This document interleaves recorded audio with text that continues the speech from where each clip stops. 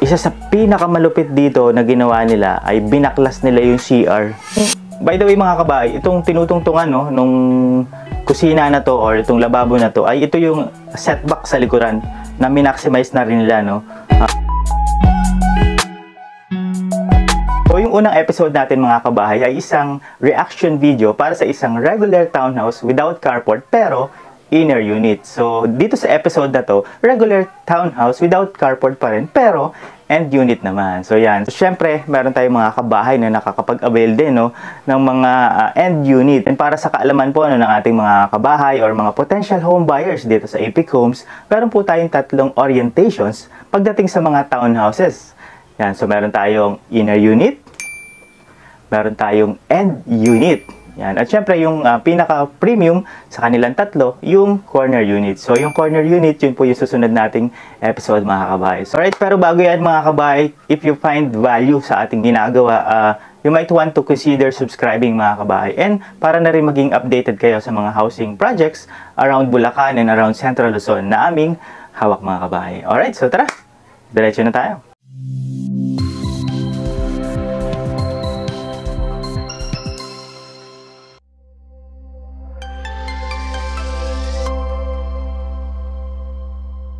Ayan. Bali, end lot po siya. Bali, ang sukat ng lot Yeah, pagdating sa end unit mga kabahay, so 54 square meter yung kanyang lot area. Yan. Pag sa inner unit, 36 po, no? Ito yung paupahan namin.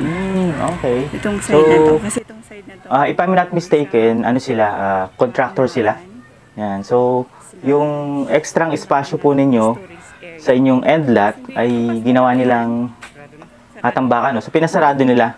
Pero the previous video ko nandyan kasi yung so, minaximize talaga nila yung space, no? Mga ginagamit namin sa project namin, mga purmas, mga bakal, basta lahat po nagamit namin sa construction. Maganda naman yung kinalabasan, no? So, siguro advantage din yun, no? Pag ikaw ay contractor, merong mga kahit pa paano natitira, no? Doon sa mga ginagamit nila, doon sa mga clients, sa mga renovation ng mga clients nila, and yan, mix and match. So, bali ito, pati but it's good, it turned out good, no? Mga ano lang din yan, mga mix lang namin. Ayan, so naalala ko dito, binigay lang to sa amin kasi para daw hindi na nila problemahin yung pag-dispose. Lagyan ko na siya din, naglagay din ako ng plant box. Yung aming kalamansi sa bahay, lilipat ko na dito, at saka yung kalachuchi. Then naglagay ako ng, ewan ko anong tawag dyan sa halaman eh. Then dito gumamit ako ng 60 by 60. Ano to siya, mat. Kasi naka-prepared to siya na may labahan. So hindi ko pa Okay, so very smart move yung ginawa nila. Dahil, kumbaga, inabang na nila para sa future expansion. Diba? Kesa naman lagyan pa nila ng ceiling and then babaklasin din naman. So, cost-ineffective na in a way, no? So, although magbubutas ako dito sa kabila, pero ganda, may mga poste. Minimal na lang siya. Yung mga hindi na siyang lahat. Kaya, ganito yan, mga kabahay, pwede nyo i-adapt pag kayo magpaparenovate, no? Halimbawa, ang saktuhan lang yung budget natin. And then, syempre, in the future, no, later, gusto rin natin ng expansion. Isagad hanggang taas, hanggang third floor, up to third floor, no? So, why not? By all means, diba? So, might as well, no? Consider nyo yung ganito na iabang nyo na yung mga poste natin. Makita nyo ba? Hindi talaga siya bago. Kasi, yan, sa dating owner. Para talagang retare-taso, no, yung ginamit niya dito. So, sinalo namin kasi nga, ang purpose namin para may imbangan. So, sinalo pala niya tong unit. O baga, hindi siya yung first owner. Okay. Parirentahan din namin. Very practical si ma'am. Dahil ginawa niya ay sinalo niya tong unit na to for the sole purpose na magkaroon sila ng imbakan, no, ng mga gamit nila sa construction, no. So, nangyari, nagawa na nila yon, nagkaroon na sila ng imbakan dahil doon sa end lot, yung spasyo mo doon. And then, itong bahay mismo, imbis na gawing imbakan, ginawa na lang nilang paupahan.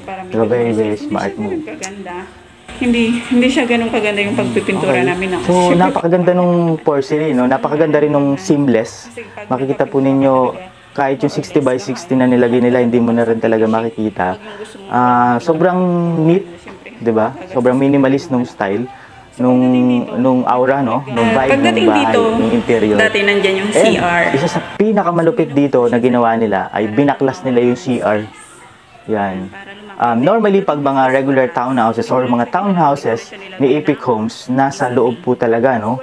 Nakausli yung inyong toilet and bath. hindi kaiba ito sa mga duplex house and lot nila na talagang nasa labas na or nasa likod na bahagi. So napakaganda nung ginawa nila na to, naging mas spacious yung loob, no. So pwede na tuloy nila tong i-maximize para sa kanilang living area and kitchen area. Diba? It's a very smart move kasi it allows you, 'di ba, to tulad nun, nakapaglagay sila ng bar counter, 'di ba? Na spacious pa rin yung kanilang first floor, dahil pagka may bar counter diyan at mayroong toilet diyan, masigip talaga, no. Very feeling congested, so hindi siya ideal. Very smart move. Yun talaga yung something na pwede po ninyong i-adapt pagka nakakapag-avail kayo ng mga townhouses dito po kay AP. Din pintuan palabas. So ginawa ko siya ng bar counter. So tingnan niyo kung gaano siya kalaki. Nice. Pag inalis mo yung CR, Ang ganda, ang neat lang talaga yan, linis niya. kalawak. So, swerte na rin, no, ng mga kapag-upa dito. Siguro, hindi na binanggit ni ma'am kung magkano yung range ng pwedeng paupahan dito. Pero I believe nasa Cavite to, no, located. Mahina 7,000 to 8,000 dyan. Mga ganon. More or less mga ganon. Kasi fully finished na yun.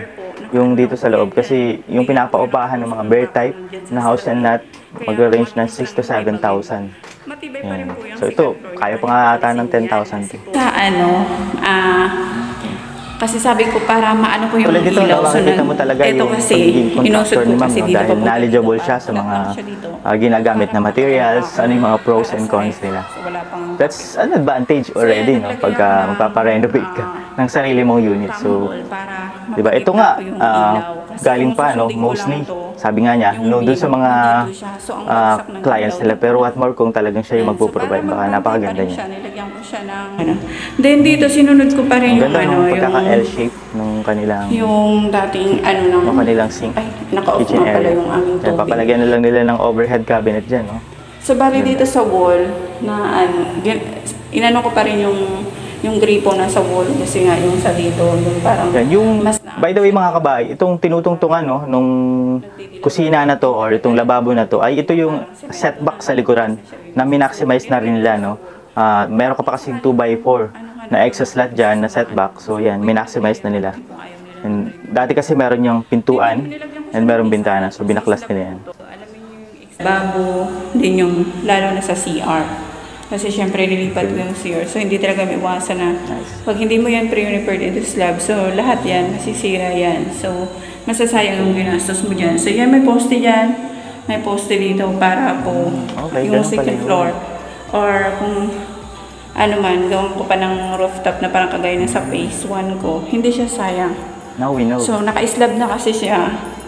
So wala nang masasayang na ano dyan, kundi yung idudugtong ko na lang yung sa pagdating sa taas, idudugtong ko na lang mga siya. ganito, ano? Kasi syempre natututo rin tayo. Wala nang hassle issue yung Ang ganda nasa nung baba. mat So dito na gumamit tiles din na ako ng ginamit na 60 by 60. And ang ganda rin nung naging kinalabasan, no, nung sa kanyang hagdanan. Ang ganda pala pag nire-repaint, saka ang ganda pala pag pinipinturahan, saka nire-retouch.